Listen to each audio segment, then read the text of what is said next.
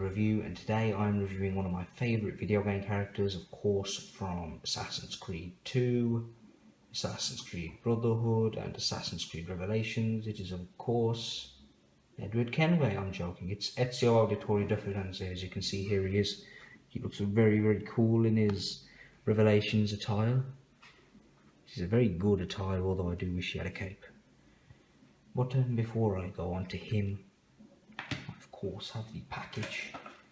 See there it says Ezio Auditore, the mentor.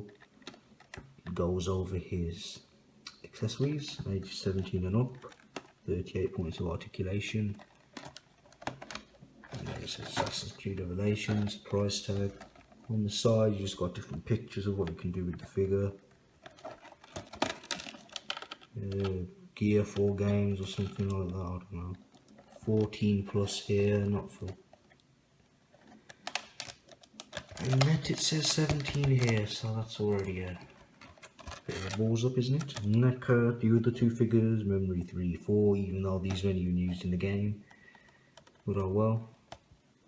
This is essentially his Brotherhood costume, just with a stupid looking repaint.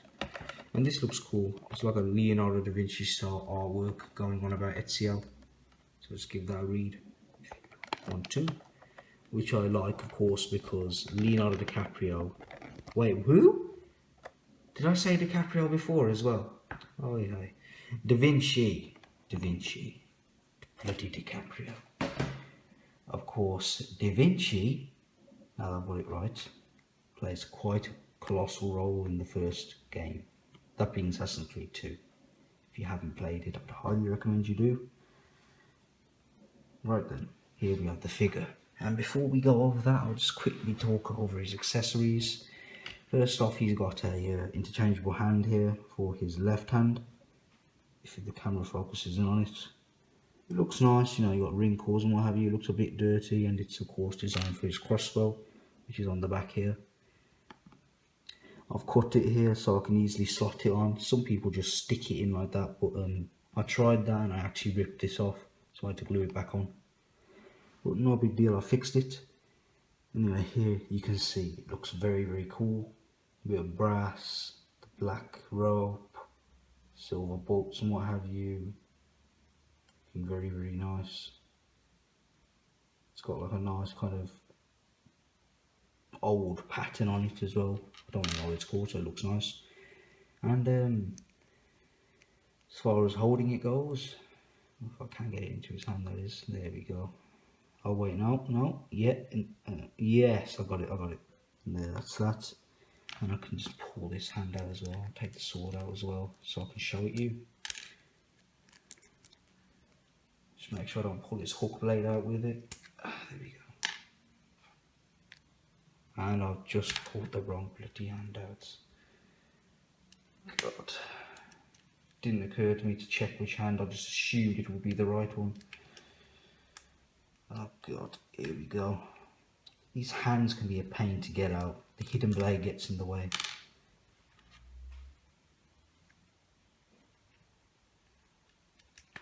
There we go. Right.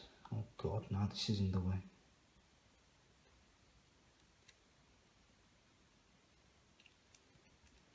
Now that that's all done, there he is holding it. He can't hold it properly, as you can see, but I'm glad that they included it. Putting that there, back where it belongs, as you can see.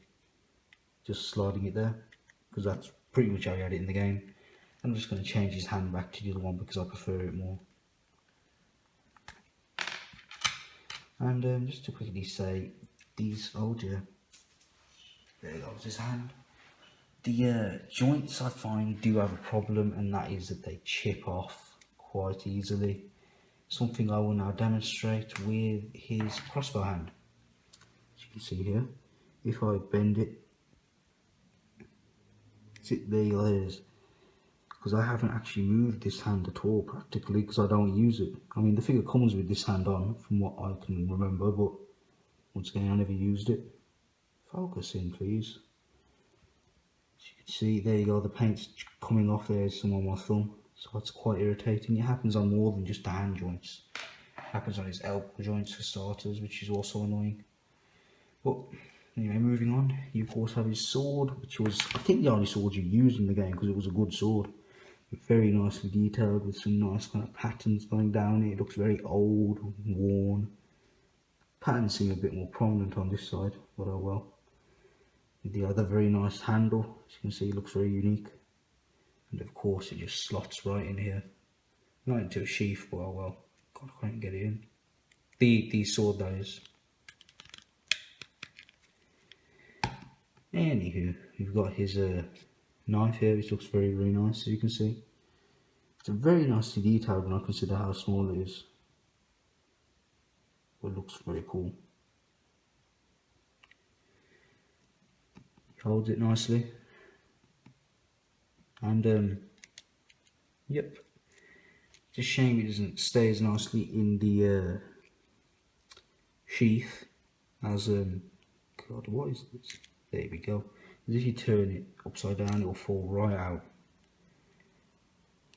So I'd just say be careful of that, as it is quite temperamental. And I suppose it counts as accessories. You do have hidden in his right arm hook blade, which comes out that far. And of course you'd use it to hook onto objects, so I just use my thumb. There you go. So the fact that it works is pretty cool. And I don't like the fact that it sticks out so much, but I mean, they could have got it in more, but oh well. This one's even worse, look at that. But it does come out that far, it looks nice, and if it does irritate you, you can just simply pull it out. It's got like a little thing on the top of it. The camera can't make it out, but that's what holds it in place. But regardless, talking about the actual figure now. Right, the head sculpt really is nice. Look at that, that looks just like Ezio. He of course has got his much more Uncle Albert bearded look here, or not Uncle Albert, but of course much more bearded. You can still make out his scar there, which looks very nice, his eyes. He's got some extremely bushy eyebrows, but it looks just like him. It's like it's just come out of the game. If you kind of tilt it as well, it looks like he's about to do a leap of faith. You've got this scarf there, as you can see, his shoulder armour, which looks very, very nice actually. God, it's just come out of the game. It looks like leather with metal and everything, which also continues down to the arm, and this is a separate glued on piece. Here we have, as you can see there, you've got some straps and everything showing how it goes across, and it just looks awesome. Here we have his gauntlet, of course, which has some beautiful looking sculpt work to it. His hands also very detailed, so as you can see there. That looks so nice with bolts. It looks leather. There's a bit of fabric material. A few more bolts here. This is the mechanism for the hidden blade systems that, of course, the assassins use, or technically his right one was changed up for a hook blade. But oh well. Still extremely detailed. You got your same basic stuff on this arm, except you've got your hidden blade, which looks very nice, and you've got your fur here, which he does have in the game, and it's made out of a kind of pliable material, as you can see here, so you can move the arm up a fair amount. This does stop the arm from going up more, as you can see there. This one has much more range of movement than this one. As far as going upwards goes, can he do it?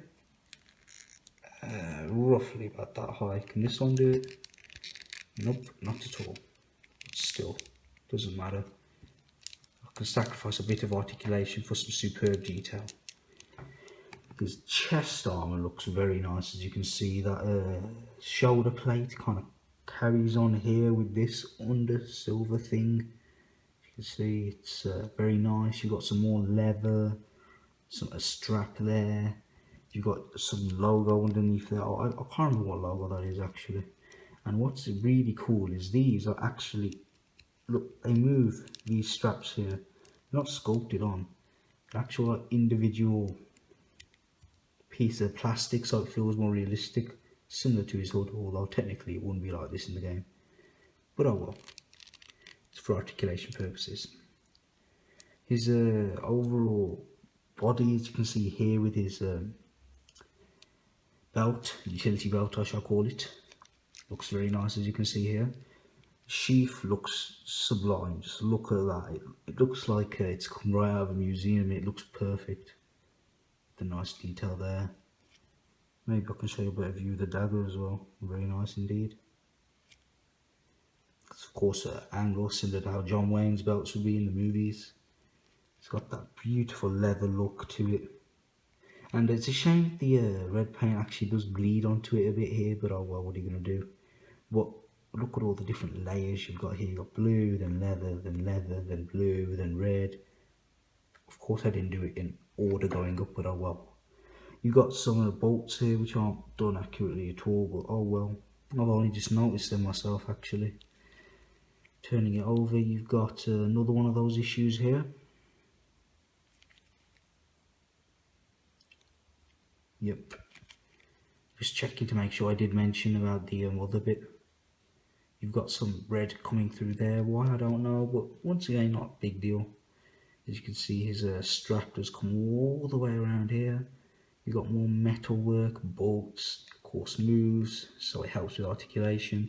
You can hardly even see any of the articulation, minus this one bit here, but if you pull this down a bit, punch him in a bit, there you go. You're not going to see any articulation joints.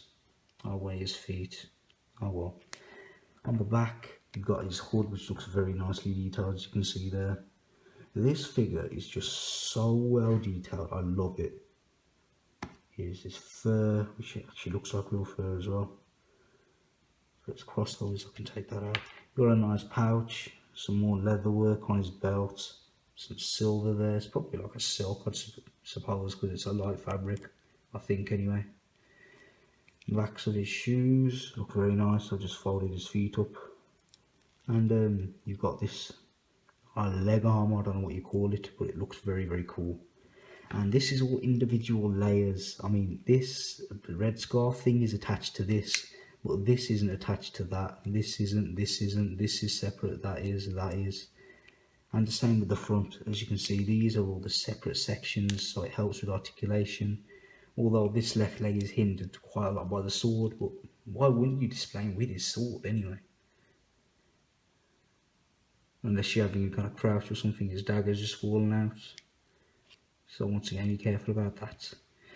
His legs, as you can see there, just pretty basic. You've just got a black kind of trousers for starters, but they do have stitching on them, so that's very nice. His boots, of course,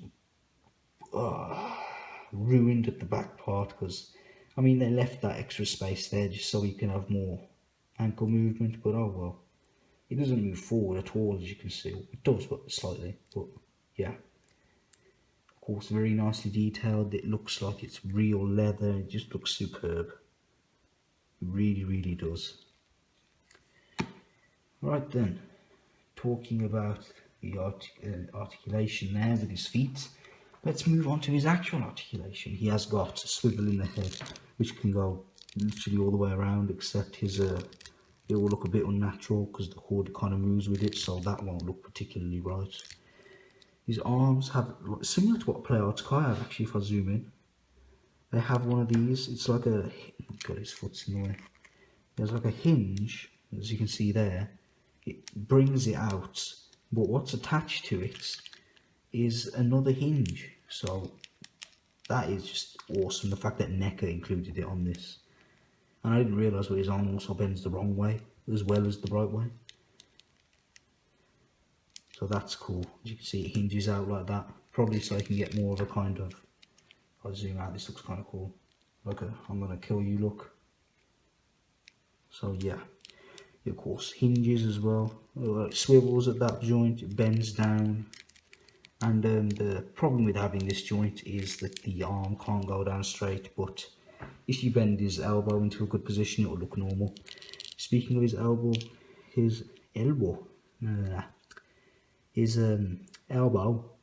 can only bend that high, which is a shame, but oh well. It's because of the gauntlet, and I don't mind.